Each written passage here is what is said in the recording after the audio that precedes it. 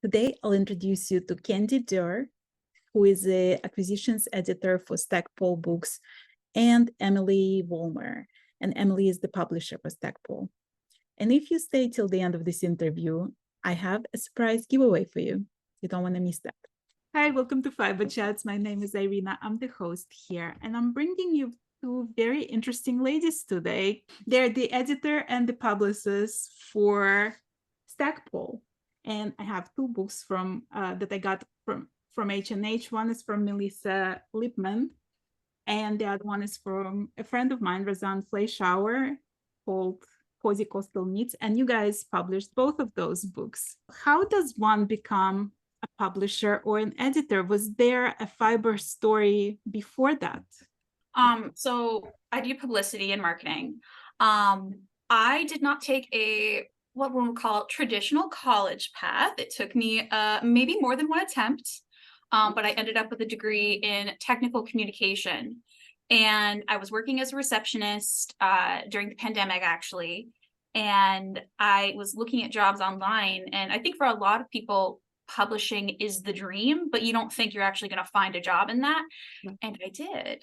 I started out as an assistant marketing manager to our wider team because Stackpole is just one imprint among a bunch that are under a larger umbrella of a publisher. I started out as the assistant to 5 people, which is always quite interesting, but I got to learn about all of our different imprints, all the different books we publish. And my mentor, who was also named Emily, did the craft publicity. And she was hugely influential in showing me just how much fun this could be. And honestly, just how invested everyone in our little craft group here is in these books. And when she left, I had the opportunity to take on craft publicity.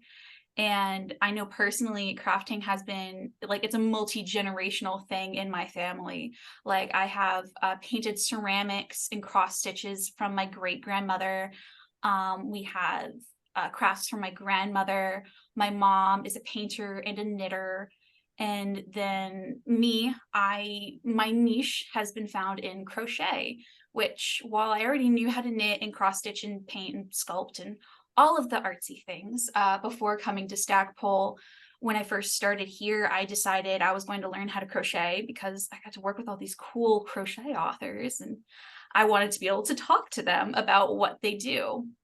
So I learned from a Selena Baca book. I learned from Crochet in a Day. I started out making coasters. I didn't know there was a difference between normal crochets and front loop only.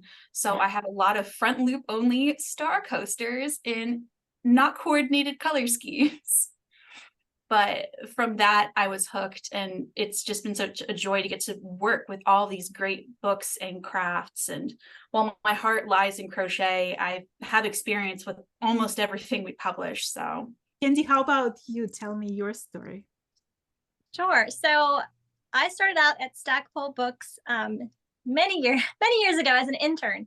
And at the time I was an intern, I did whatever they needed. And then after I graduated from college, I had another job for a little bit. And then Stackpole called me and offered me a job in their magazine department, which was rug hooking magazines and wildfowl carving magazines. So I worked over the years, I worked on magazines, and then I took off a couple years and had children, and still on the side was proofreading for Stackpole. So really my whole career has been with Stackpole in one way or another.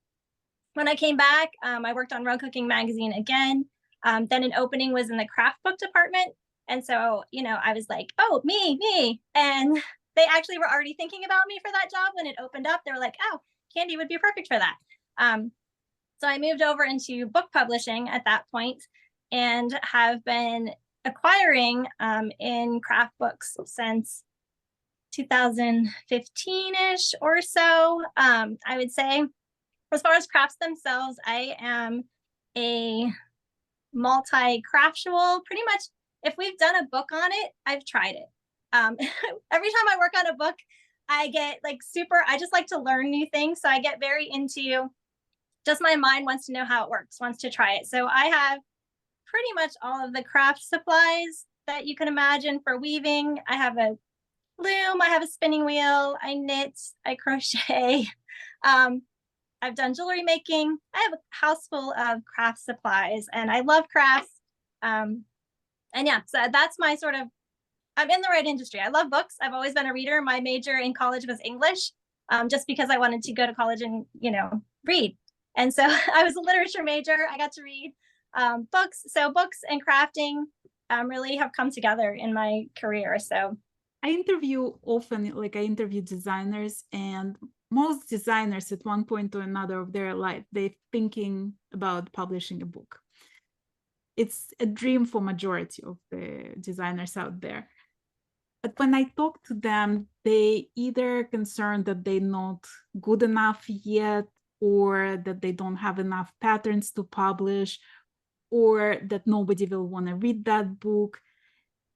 You sitting on that chair, picking who is going to be published next. You basically like the gods of the fiber world, deciding on the fates of the mortals, right?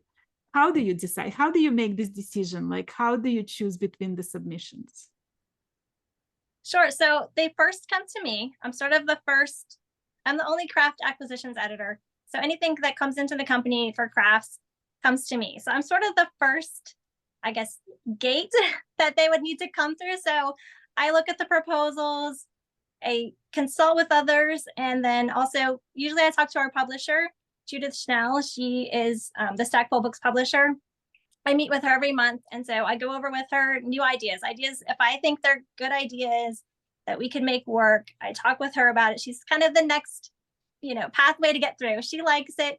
Then we have an editorial board meeting every week. And so at that point, I put together a full proposal with financial information, everything I can to kind of say we should do this book and take it to that meeting. And at that meeting, there's sales staff, marketing staff, everybody who's the other editors are all there, and we kind of then converse, talk about the book, if we think we can, make it profitable. And if that board meeting approves, then we, move forward with that author.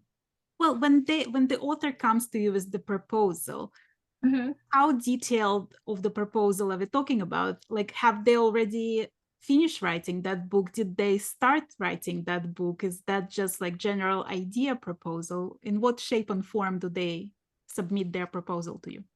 Well, I get all of the above, but the best proposals that have the best chance of making it to the next step, the more detailed, the better. The more outline, the more like solidified idea that you have, the better.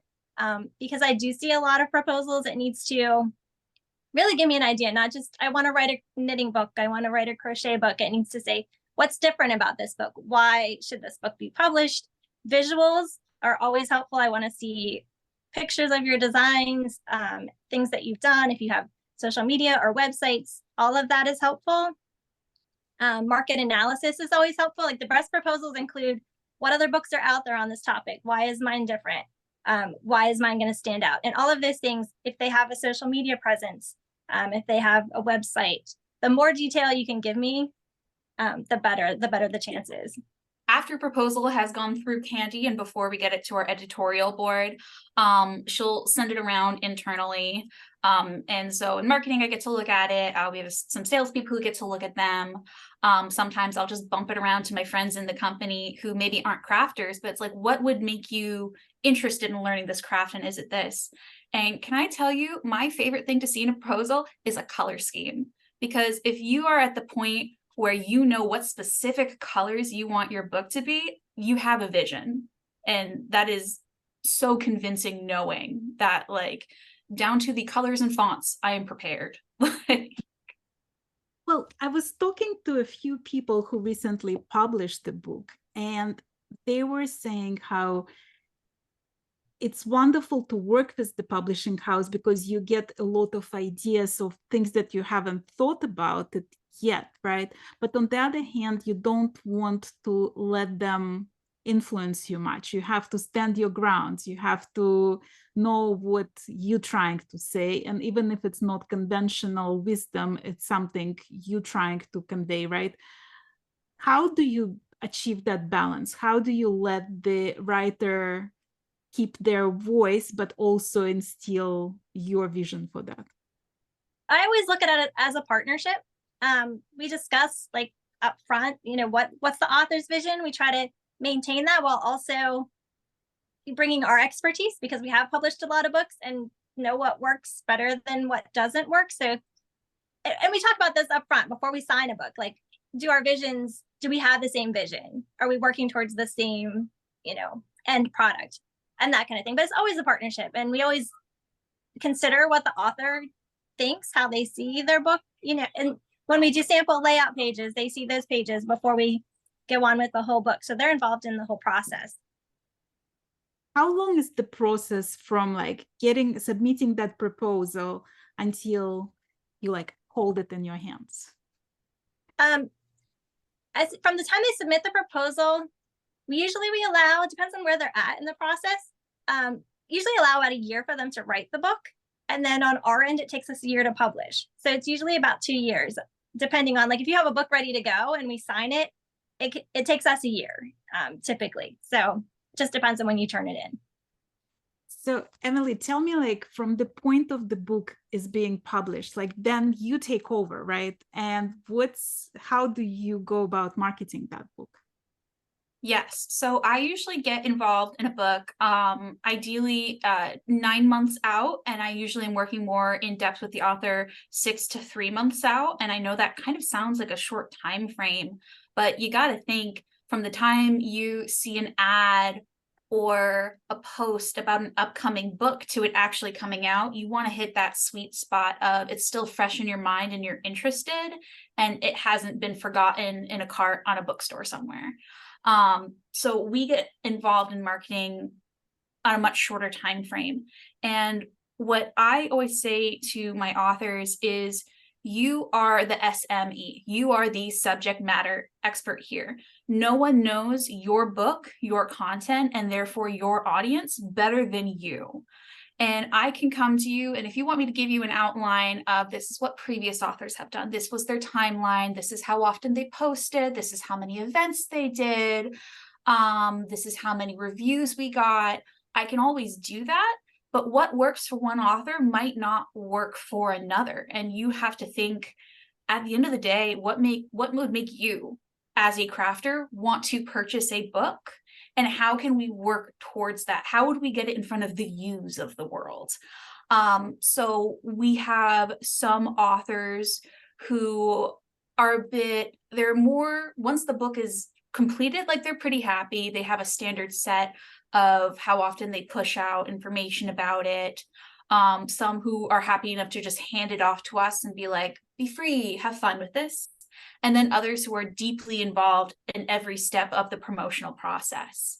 And along with that, I like to emphasize to my authors, at the end of the day, you are also important in this, and you should never be burning yourself out trying to promote something. This should be fun. This is so cool. You're publishing a book.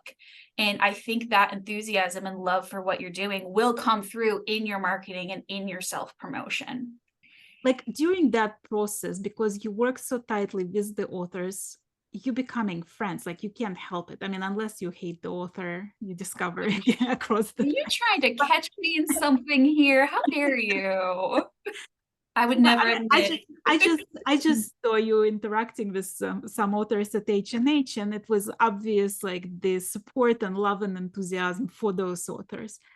Does that make it easier to publish a second and third and fourth book with you, or like is it equal opportunity for every book that comes as a proposal?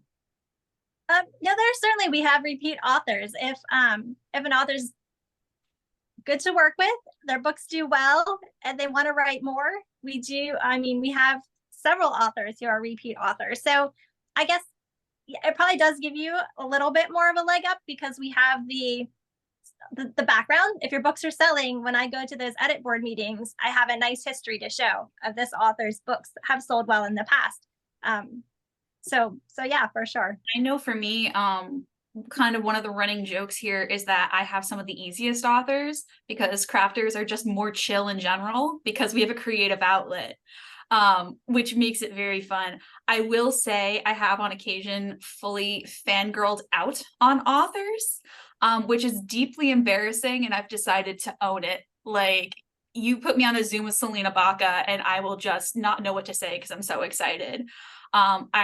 She isn't one of our authors, but I met Tony Lipsy at H&H and I did cry. I was that excited. Well, Tony is very hard not to love. She's just such Right? a wonderful woman. Yeah. But you do become friends with your authors too, which is just adds a whole nother layer and makes it easier to market the book, at least on my end, because I'm like, I know what this person needs and how to best promote their books because I know them as a person. I mean, do you think the fact that you both are crafters in so many different mediums helps you to pick that gem out of everything that's being proposed, to spot something that's unique and haven't been done before? Sure. I mean, the proposals that come across my desk that I personally get super excited about, yeah, those I of course, my own personal sort of whatever preferences do, I'm sure, come into that. I look at all of the proposals that I see, but I do have that eye, like when something comes in and it's different. Like I'll say Megan Lapp of Creative Intentions, who has done Crochet Creatures of Myth and Legend and Crochet Impkins that are out. When her proposal came across my desk, I was wowed. I was like, oh my goodness, like just looking at her creatures, there's so much amigurumi out there that like I've seen a lot of it and I'm like, pass, we don't need more amigurumi. I can't take more. But when hers came across my desk, they were so different and so outstanding that I was immediately like, we need to sign this. So yeah, having seen a lot and sort of paying attention to what's going on, when I see something different and new and exciting, yeah, I'm excited to be the publisher of that. And it is actually Crafty Intentions, which I have called it Creative Intentions many times. Did I get it wrong? No, you're fine. Trust me, I've done that many times. I've had to retype it into my browser just because Crafty Creative, they're both correct. I was thinking of creative of her creatures. I think all those C words. All the good C words. Yeah, and I think even just looking at the covers of these books, especially for Megan's, you can see how special they are. So for Crochet Creatures, we have this gorgeous dragon, which another good thing about, I know that really sold me on Megan's books, especially because I'd only been crocheting for a year when we did Crochet Creatures. And I was still intimidated, but I can now say I have made a dragon. I have made a cockatrice. I've made all these magical things, and she's able to lay them out in a way that's very understandable, no matter your level of crochet. And then that was also brought into her latest Crochet Impkins that came out end of August. And again, like Candy said, there's so much amigurumi out there, but looking at this, how can you not just be absolutely charmed? Like, it's cute, it's fun, it's whimsical. They're the sort of creations, and we get a lot of authors like this where you look at them and this is something special. I just finished interviewing Rowan Yarns, and we talked about their publications and their way of writing patterns. Do you help in any way of writing the patterns? Do you have your own way of writing patterns, or is it entirely up to the author how they're gonna do that? It's some of both. We have, I would say, a house style. So we'll put books into like using standard abbreviations and that kind of thing, just so that they're easily to understand for anyone. But that's it. If they have their own sort of nomenclature, we don't necessarily change that for every book, as long as it's consistent through the book and it's clear what the meaning is. I don't like to change and possibly introduce error when it's not necessary to make changes. So if the book is consistent, it makes sense. I don't go in and do a whole lot of changes to that. When you deal with authors, is it difficult? Like, do you have to be a psychiatrist almost because it's their baby? Sometimes, but not too much. Most of my authors, going back to what Emily said, are amazingly, nice, even-keeled people in general. So there's not too much of that. I mean, there's negotiations for sure, some compromises if we have, we see something a little bit differently. But for the most part, it's easygoing, I would say. I'm lucky because I get to do the fun part where the book is selling, and I'm like, woohoo, the book is selling. We're doing so good. I get the easy part of the deal. I love it. By the time they come to me, Candy's already set them up. We're good to go. Is that always easy? I mean, there are times when there's a lot of pressure on you to come up with a creative way to promote, and like you think the book is wonderful, but it doesn't sell.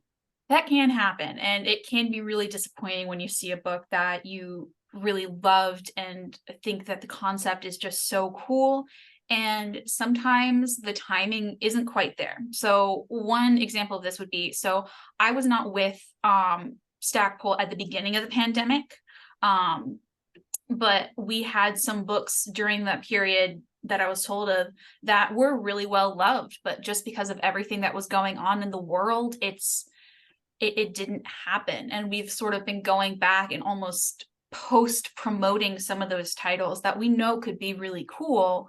And just they hit at the wrong time. And it happens. Sometimes a book, it isn't quite in like the zeitgeist of what's trendy. Or it's a little bit too niche, even for crafters, the nichest of people. But what I like to say sometimes with authors where the book perhaps isn't a slam dunk right off the bat is we are very proud of our backlist. So for those who are unfamiliar, a book is front list within the year that it is published. So front of list, it's what you're promoting, what you're putting out there. Backlist means we are still printing it, still have stock of it, are still selling it. But it's the older title, so about a year plus in age.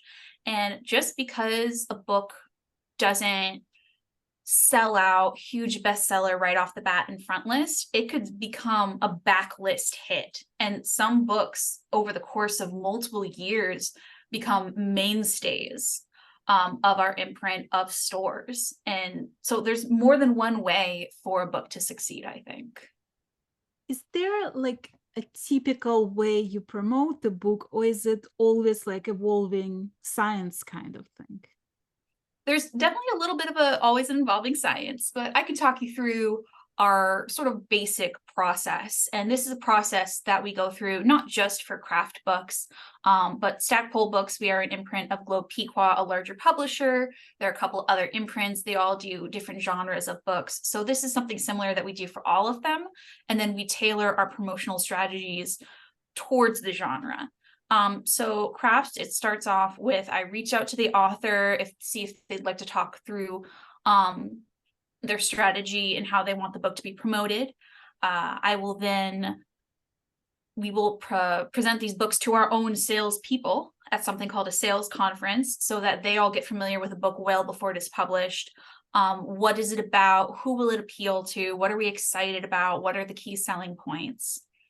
Once we have what we call first pages.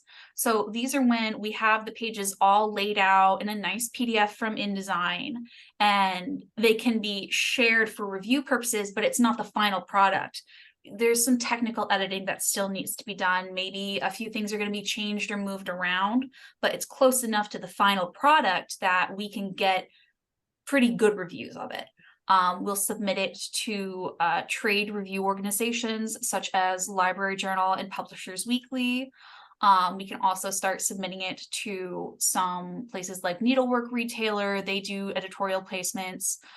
Creative Retailer, their hot picks are a favorite of mine. I always get excited when those roll into my email, and very happy to say that we've gotten 1 or 2 books on there so far. Hoping for more. Love you guys. We will also, around that time, once we have first pages, ask the authors to reach out to their own contacts in the industry. Like, who do you know where if they recommended a book to you, you would go out and buy it immediately? See if you can ask them to write a review. And even if it's just for internal use, so it's just a blurb that they write up, we feed it into our database so it shows up on sites like Amazon and Barnes & Noble.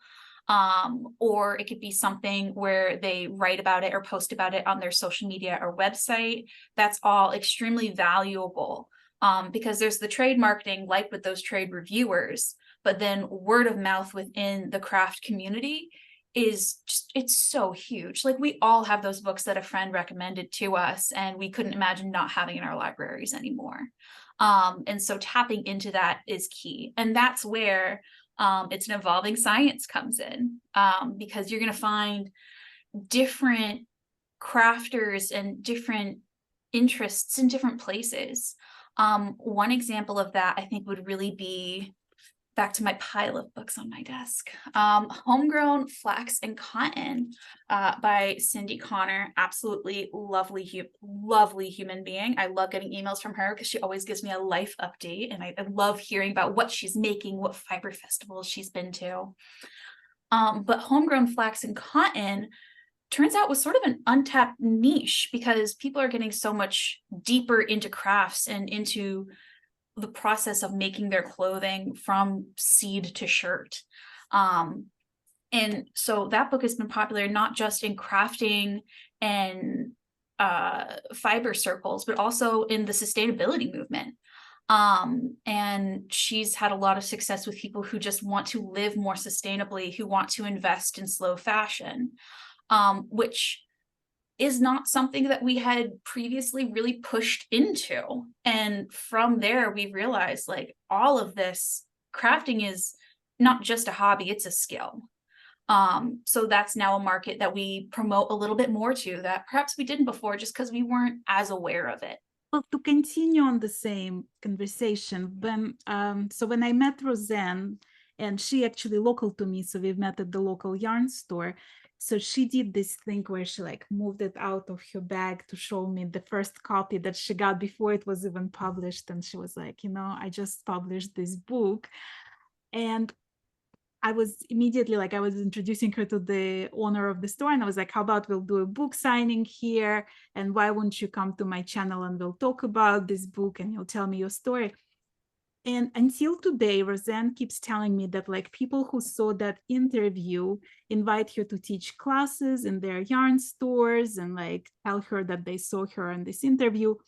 Is that part of your strategy to like approach social media, approach YouTube channels, approach like Instagram influencers, knitfluencers, or craftfluencers? Like, is that part of today's strategy for promoting? Yes and no. And so this sort of goes back to what I was saying earlier about working with the author, and I want to protect their mental well-being, their comfort level. And some people are very comfortable with putting themselves out there. They have big social media presences. They go on live. They have YouTube channels.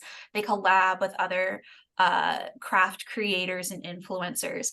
And some people really don't want to do that. And one of the ironies is I do a lot of our social media and I do not have any personal social media because I'm one of those people where I am not necessarily super comfortable being out in the world online in that way. And that's another one where the author is the subject matter expert. So I'll ask them like, all right, well, let's think about these social media people.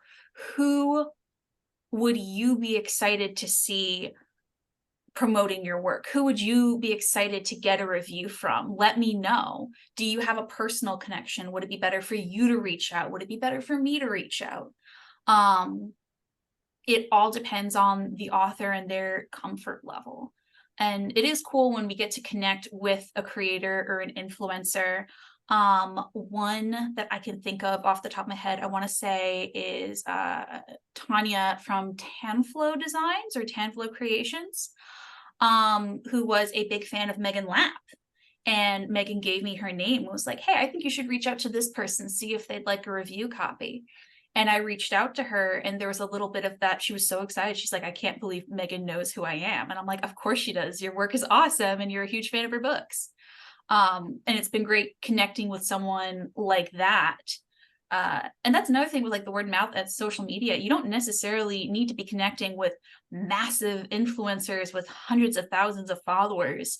If you can find the people who are more personally invested in the designer, in their patterns, and have been since day one, I think that's a lot more impactful almost than doing some massive collaboration.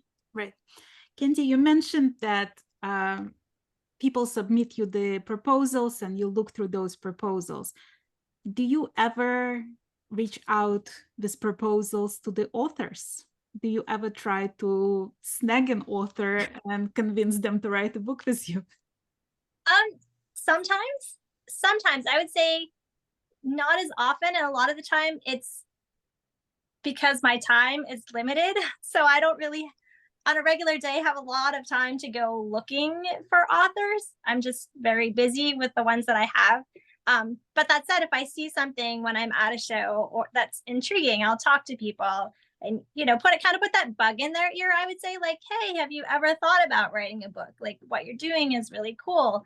And so sometimes that, you know, works back around. So sometimes I would say most of the time the proposals come to me, but for sure there's been people that I've reached out to. I think, especially coming from H&H this past spring, and we got to talk to so many people, and it's sort of being a publisher at any show. You know, the first day is going to be a lot of, hi there, I'm so-and-so, how can I write a book with you? Hi there, I'm so-and-so, this is my book idea. And you get a lot of pitches that way. And I would say if you are just thinking of that, if you're at a show or you meet a publisher and you pitch them something in person, if they give you a business card or an email and they say, submit it here, email this person, do that. That is the biggest thing I can say, is do that follow-up. The worst that can happen is the publisher says no, and you're where you started before. Or maybe you get some feedback, maybe they want you to do some revisions, maybe you get some new ideas. Because like Candy said, our time can be limited. We are a very small team. It helps to see that you can do that follow-up, that you are as invested in this project. That doesn't mean email us 15 times a day, naturally.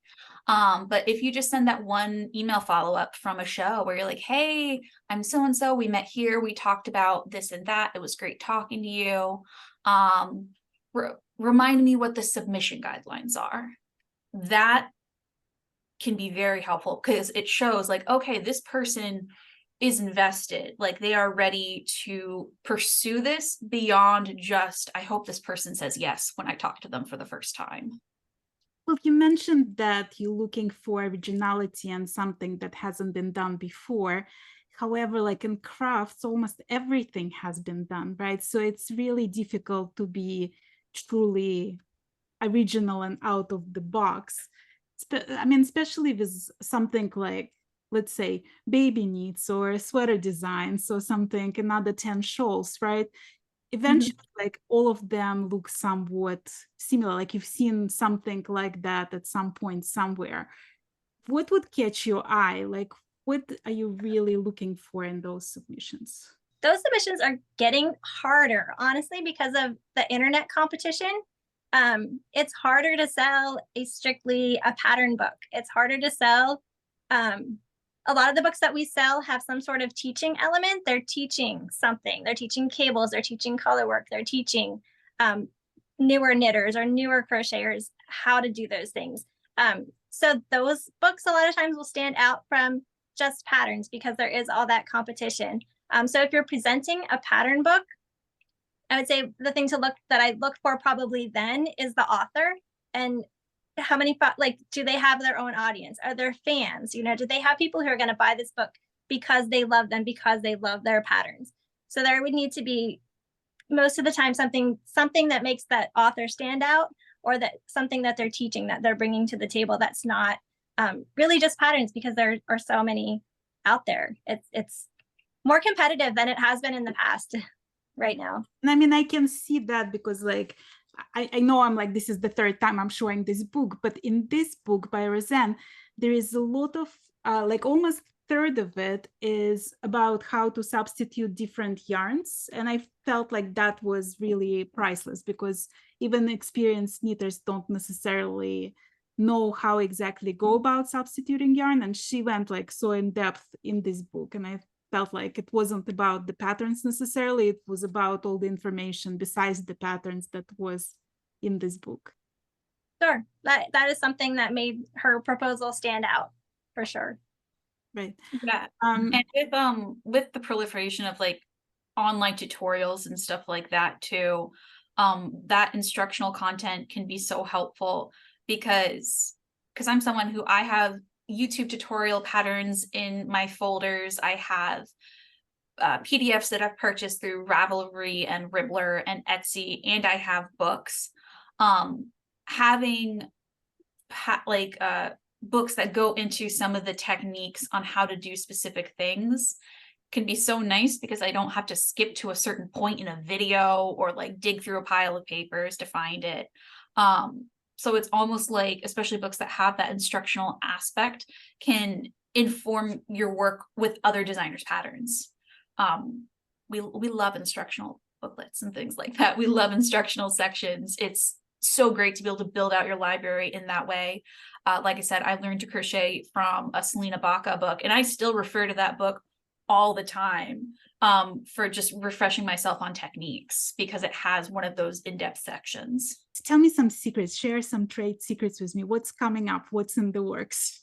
So we've been talking about Megan Lapp, Crochet Impkins, Crochet Creatures. We do have another book coming out with her. Keep an eye out for it next year. And that is all I'm going to tell you. Internet sleuths, we have discovered, are very good at finding out about Megan's books before we have announced them. So I have no doubt that half the people listening to this already know what I'm talking about. But that's all I'm allowed to say, is we do have another book coming out. So if you've been waiting to buy these books for any reason, we've got another one. You can buy them as a bundle, or you can buy these, work your way through, go on to the next one. Oh, very cool. One thing that we found at H&H was, I don't want to say surprisingly popular and offend any weavers out there, but potholder weaving, big popular topic. We had so many people interested in those books, and we do have a new potholder weaving book, Radical Potholder Weaving. It's a paperback original by Deborah Jean Cohen that is going to be coming out at the end of next spring. We have another cross stitch book coming from the wonderful Gail Busey, Cottage Cross Stitch. 20 designs celebrating the simple joys of home is coming out. Her cross stitch designs are just so lovely. This is one of her previous books, Enchanted Garden Cross Stitch. And fun fact, she actually sent to our office from this book all of the samples that she used for photography, and they've become a staple of the office. I hung them up and put them everywhere. So that's very fun. It's so popular. Everyone loves taking one and putting it in their cubicle or in their office. So we have more coming from her, which is very exciting. Those are the big ones. We have a new Selena Baca book coming out, My Crocheted Home: Baskets, Pillows, Throws, Wall Hangings, Placemats, and more. As I've said before, huge Selena Baca fangirl, so I'm excited for that one. And I think those are some of the big ones. And to all of my authors out there, if you're listening and I did not mention your book, don't worry. I love you. I love your book. But there are only so many hours in the day. If I could read every single description in author biography, I could, but then Arena would hate me. So we can't do that here today. But, and as you can obviously hear, I am a big crochet person, so I tend to get very excited about crochet titles. So that's often what I end up showing off the most. But so that's some of the stuff we have coming up next year that we are quite excited about. Candy, do you have any coming out for the spring that you're particularly looking forward to, or even fall, if you want to tease that out? Oh gosh, so fall, let's see. Oh, I thought you were going to talk about our calendars, because I am very excited about our little flip calendars. Am I getting it? Yes. I was waiting for that. Yes. Oh my gosh, I have them. They're like sitting here. I love these. This is an insider, not secret, but it's a thing that we do that you might not know about. Books. Sometimes we need books, or we need, in this instance, calendars. For if someone has an appearance on, not as much in craft world, but some of our other genres, a television appearance, and they need to be holding a copy of the book, Or for these, we were at H Americas and we needed a physical thing to remind people what a perpetual desk calendar is. And we did not have one yet, just because they hadn't been printed yet. We will make something called a book dummy. And a book dummy is a highly fancy process where we print out on printer paper a picture of the cover and glue it to a different book. So every once in a while, you may, if you're watching something on TV and you see a book, it might not be the book. No, secret right there. I had to do that once with a book, and I had to put a huge note when I mailed it, do not open this on camera, because it just was not at all related. But we got to do that for H&H Americas for these two lovely calendars that are coming out this fall. This is a year of crochet stitches. I only did the first few pages that I'll flip through really quickly, but it is a perpetual calendar. It's good for every year. It's not just for 2024, and it is indeed 365 different crochet stitches. And they awesome idea. I absolutely love that, actually. And can you, like, this is the perfect gift for a crafter. I agree. Like, and I know that because I'm going to be ordering some of these for myself. They are the perfect size to just throw in a bag if you're like me and mistreat your craft books and just throw them in your bags. I once showed an author I had clipped a book open to a pattern, and she was like, "You don't do that to my book, right?" And I went, "No, I would never." I spilled a glass of water on hers, but that means I'm using it. But so for every day of the year, you have a pattern. And they're divided into different types. So you have bobble stitches, shell stitches, simpler ones, color work, and things like that. And then we have the same thing coming out. Oh, and that's by Jill Wright. She put that together. And then from Tabitha Hedrick, we have a year of knitting stitches, which is the knitting version. Same concept, 365 different knitting stitches, running the gamut. Again, you've got bobbles, you've got, I don't know why I keep going to bobble stitches. I think it's because I just learned how to do it and I really like it. You have bobble stitches, you have color work, you have lace, you have all sorts of beautiful stuff. But so this is going back to this being a dummy and not a real book. We had someone at H&H flipping through at the calendar, and before I could warn them, they flipped past January 5th and there was nothing. And I was like, it's not real. Please don't think it's real. Like, half the pages I trimmed to the wrong size. But yeah, these, I'm so excited for these. I want to see these in every crafter's home for the holidays, because you're gonna win so many brownie points, y'all. I know I'm going to when I give these to my mom.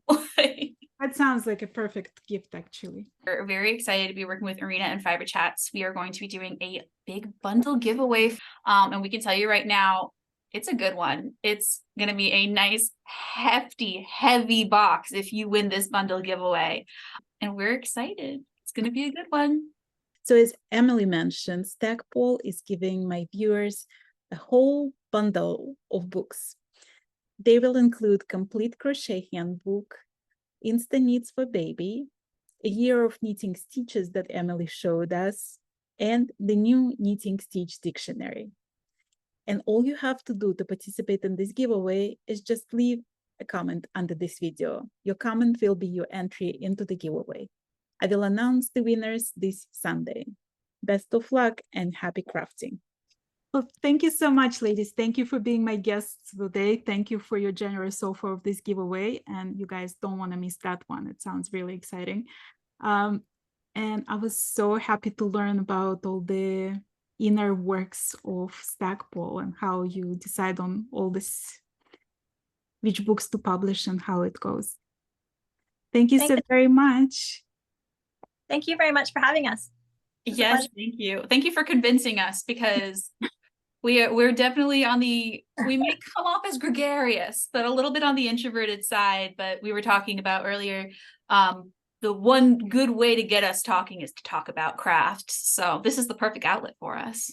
Right. I mean, I feel like all the crafters are this way. Like they Yes. can talk for hours if it's about something we're interested in, but the rest of the world is sort of goes on the side. Oh yeah, when I'm talking about crochet with my mom, my dad is just off there in the corner. He goes, "Sounds great, honey."